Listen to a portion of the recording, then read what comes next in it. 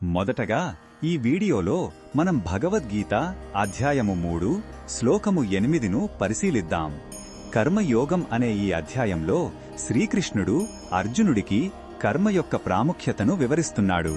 కేవలం పనులు మానేయడం కంటే మనకు నిర్దేశించిన విధులను చేయడం ఎందుకు శ్రేష్టమో ఈ శ్లోకంలో స్పష్టం చేస్తున్నాడు. మొదటగా ఈ పవిత్ర శ్లోకాన్ని భక్తితో విందాం.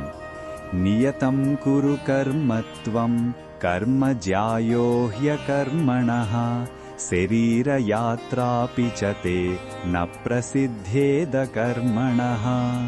ఈ శ్లోకం అర్థం ఏమిటంటే, ఓ అర్జునా, నీవు నీకు నిర్దేశించిన విధులను ఆచరించు.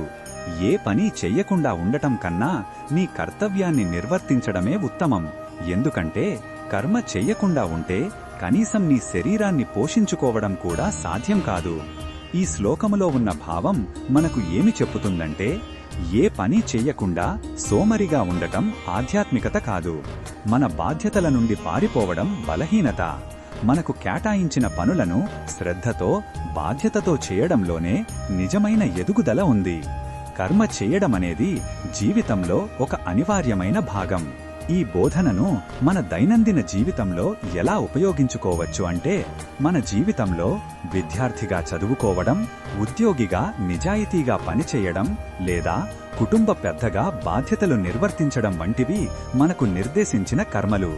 ఈ పనులను కష్టమని భావించి వదిలేయకుండా వాటిని మన కర్తవ్యంగా స్వీకరించి శ్రద్ధగా పూర్తి చెయ్యాలి. మరిన్ని భగవద్గీత శ్లోకాల అర్థాన్ని తెలుసుకోవాలంటే మా తదుపరి వీడియోలను తప్పకుండా చూడండి.